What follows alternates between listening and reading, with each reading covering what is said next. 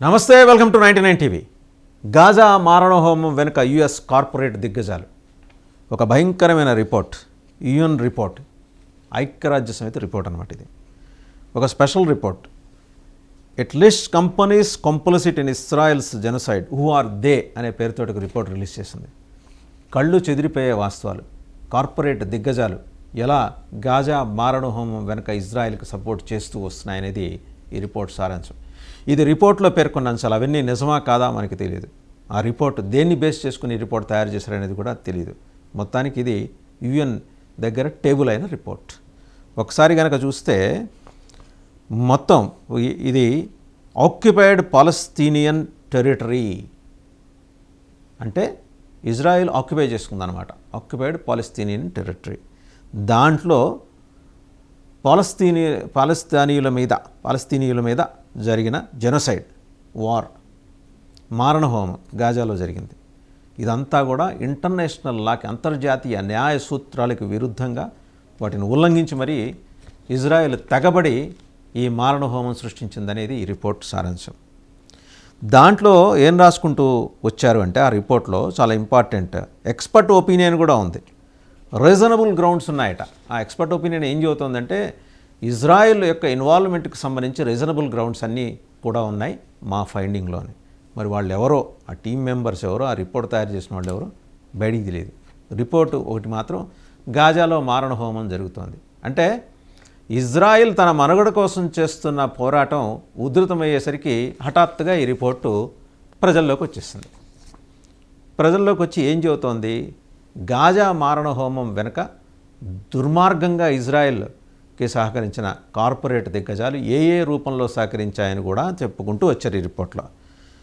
Israel's procurement of F-35 fighter jets is part of the world's largest arms procurement programme relying on at least 1600 companies across 8 nations.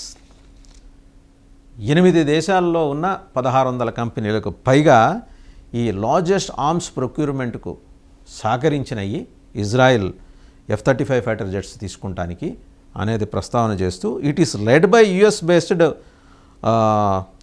Lockheed Martin but F-35 components are constructed globally. మొత్తం ఏంటంటే ఈ వ్యవహారాన్ని మొత్తం నడిపించింది యుఎస్కి చెందిన Lockheed Martin అనే సంస్థ. అయితే F-35 కాంపోనెంట్స్ని మొత్తం ప్రపంచంలో ఉన్న వివిధ దేశాల నుంచి ప్రొక్యూర్ చేసుకున్నారు. Constructed components are constructed globally, అక్కడ తయారైన తర్వాత అట్లా ప్రొక్యూర్ చేసుకుని ఇక్కడ అని. అలాగే ఇంకా ఏం చేశారంటే ఇటాలియన్ మ్యానుఫ్యాక్చర్ లియోనార్డో S.P.A ఇది మెయిన్ కాంట్రిబ్యూటర్గా లిస్ట్ అయింది మిలిటరీ సెక్టర్లో, ఇజ్రాయెల్కి సహకరించిన మిలిటరీ సెక్టర్లో. అలాగే జపాన్కి చెందిన ఫానుక్ కార్పొరేషన్ FANUC అనే కార్పొరేషన్ కూడా రోబోటిక్ మెషినరీని ఇది వెపన్స్ ప్రొడక్షన్ కోసం, ఆయుధాల తయారీ కోసం రోబోటిక్ మెషినరీని సప్లై చేసింది. ఇక ఈ టెక్ సెక్టర్కి సంబంధించిందనమాట. వీళ్ళు ఎట్లా ఏం చేసుకుంటూ వచ్చారు, వాళ్ళు ఏం చేశారంటే ఈ టెక్నాలజీకి సంబంధించి ఇన్వాల్వ్ అయిన దేశాలకు సంబంధించిన కార్పొరేట్ కంపెనీలు వాళ్ళు కలెక్షను, స్టోరేజీ, అలాగే governmental use of biometric data on Palestinians. అంటే వాళ్ళు ఏం చేశారు, పాలస్తీనీయులకి సహకరించే నెపంతో, ఆహారము, ఔషధాలు అని చెప్పి సహకరించే నెపంతో వాళ్ళ బయోమెట్రిక్ డేటా అంతా సేకరించారట. ఇదంతా ఇజ్రాయెల్ తరఫున ఈ దేశాల్లోని కార్పొరేట్ దిగ్గజాలు సేకరించాయి. ఇది అబ్జర్వేషన్. ఇదంతా కూడా ఎందుకు, ఇజ్రాయెల్ డిస్క్రిమినేటరీ పర్మిట్ రెజీమ్ కోసం చేశారట. ఆ రిపోర్ట్లో చెప్పారు. మైక్రోసాఫ్ట్, ఆల్ఫాబెట్, అమెజాన్ ఇవన్నీ కూడా ఇజ్రాయెల్కి గ్రాంట్స్ చేసినాయట virtually government wide access to their cloud and AI technologies. చూసాం కదా, మైక్రోసాఫ్ట్, ఆల్ఫాబెట్, అమెజాన్ ఈ మూడు కూడా వాళ్ళ AI టెక్నాలజీని పూర్తి స్థాయిలో ఇజ్రాయెల్కి అనుసంధానం చేసినాయి, క్లౌడ్ని, AI టెక్నాలజీస్ని. సో విస్తారంగా ఇజ్రాయెల్ తన ఆల్రెడీ ఇజ్రాయెల్ ఒక మేధోసంపత్తి ఉన్న దేశం, దాన్ని గాజాలో విధ్వంసానికి ఇజ్రాయెల్ ఉపయోగించుకోవడానికి ఈ 3 కంపెనీలు కూడా ప్రధానమైన కారణం అని చెప్పేసి ఈ రిపోర్ట్ మాట్లాడుతుంది. అలాగే US tech company IBM has also been responsible for training military and intelligence personnel as well as managing the central database of Israel's population immigration and borders authority, PIBA అంటారు. అంటే central database of Israel's population immigration and borders authority PIBA the stores the biometric data of Palestinians the report said.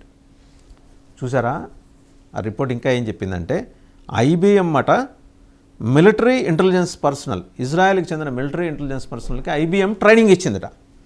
Training ఇస్తూ ఏం చెప్పింది, ఈ ట్రైనింగ్తో పాటు central database of Israel's population, ఇజ్రాయెల్కి చెందిన central database, population central database, immigration, borders అథారిటీకి సంబంధించిందంతా కూడా తయారు చేసిందట. తయారు చేసి immigration and borders authority that stores the biometric data of Palestinians report చెప్తోంది. అంటే రిపోర్ట్ ఇంకా ఏం చెప్పిందంటే మొత్తం ఇజ్రాయిల్లోని సెంట్రల్ డేటాబేస్ని పాపులేషన్కి సంబంధించి, ఇమిగ్రేషన్కి సంబంధించి, బార్డర్స్ అథారిటీకి సంబంధించి ఒక డేటాబేస్ని తయారు చేసింది, IBM తయారు చేసింది. పైగా ఇజ్రాయిల్కి మేధో సంపత్తి విషయంలో సహకరించిందట. ఎలాంటి సహకారం, వాళ్ళ మిలిటరీ పర్సనల్కి, వాళ్ళ ఇంటెలిజెన్స్ పర్సనల్కి. ప్రపంచానికే ఇజ్రాయెల్ ఇంటెలిజెన్స్ మొస్సాదు ప్రపంచానికే సాయం చేస్తుంటే IBM వాళ్ళు వచ్చి వీళ్ళకి ట్రైనింగ్ ఇచ్చారట. ఈ రిపోర్ట్ ఏమైనా నమ్మశక్యంగా ఉందా? అలాంటి ఒక రిపోర్ట్ని తయారు చేసింది యునైటెడ్ నేషన్స్. ఇది సరే, ఇంకా ఏమున్నాయి, ఇంకా చాలా విస్తుపోయే కథనాలు ఇందులో వచ్చాయి, ఇది విస్తుపోయే అంశాలు ఇందులో ఉన్నాయి. అవన్నీ నిజమో కాదో మనకు తెలియదు. ఇవాళ యునైటెడ్ నేషన్స్ ప్లాట్ఫామ్ మీదకి రిపోర్ట్ తీసుకొస్తున్నారు అంటేనే మనం అర్థం చేసుకోవాల్సిన విషయం ఏంటంటే ఇజ్రాయెల్ మీద ఏ స్థాయిలో కుట్ర జరుగుతోంది. గాజాలో జెనోసైడ్ జరిగిందట. ఆ జెనోసైడ్ వెనుక US కార్పొరేట్ దిగ్గజాలు ఉన్నాయట. అందులో మైక్రోసాఫ్ట్ ఉందిట, గూగుల్ ఉందిట, గూగుల్ మాతృ సంస్థ కూడా ఉందిట, IBM కూడా ఉందిట. పాలస్తీనియుల మీద మారణహోమం జరిగిందంటూ వచ్చిన కథనాలు, అవి ఇంకా నడుస్తూ వస్తున్న కథనాలు. దానికన్నా భిన్నమైంది ఏంటంటే దాని అథెంటిసిటీని పెంచడం కోసం తయారైన ఈ రిపోర్ట్ ఒకటి ఈరోజు ప్రపంచం ముందుకు వచ్చింది.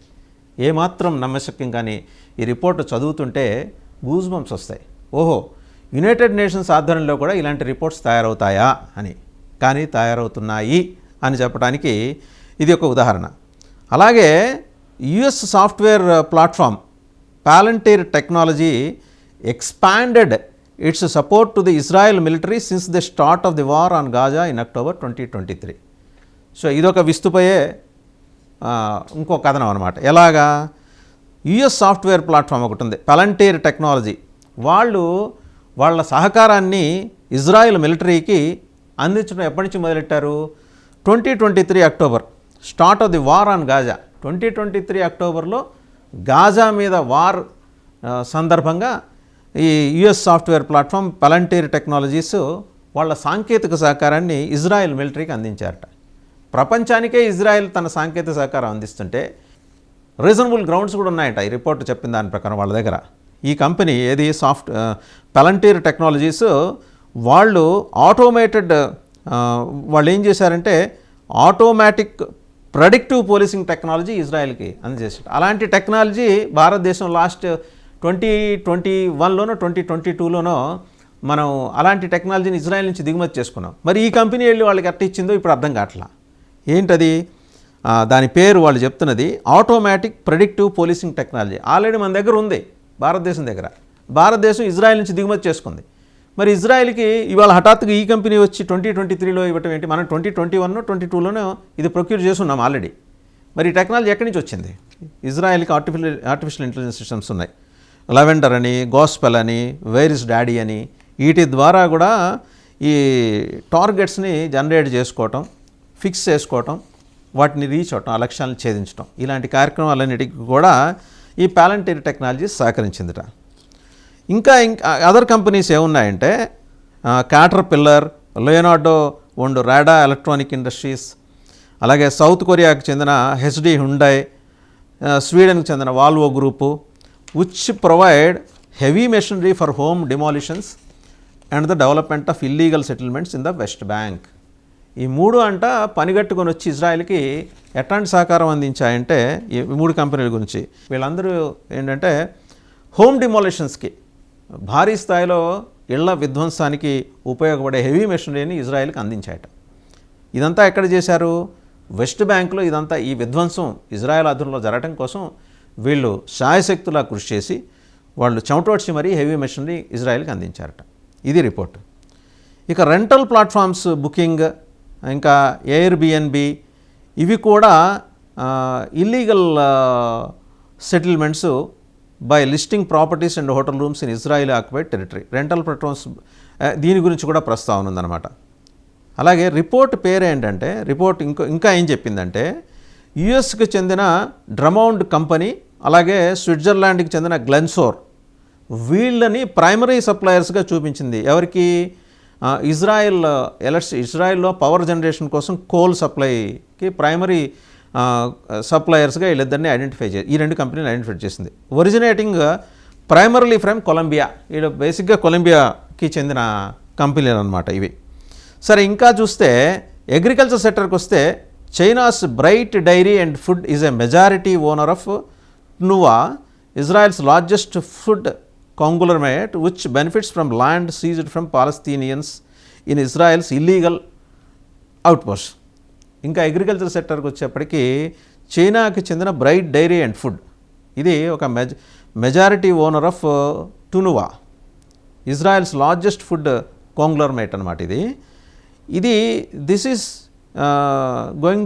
This has benefited from land seized from Palestinians in Israel's illegal outpost. Israel పాలస్తీనియాలో అక్రమంగా చొరబడి ఏర్పాటు చేసుకున్న అవుట్పోస్టుల్లో ల్యాండ్ని సీజ్ చేసుకొని, ఇవి ఈ అగ్రికల్చర్ సెక్టర్లో ఈ బ్రైట్ డైరీ అండ్ ఫుడ్ అరాచకం సృష్టించింది.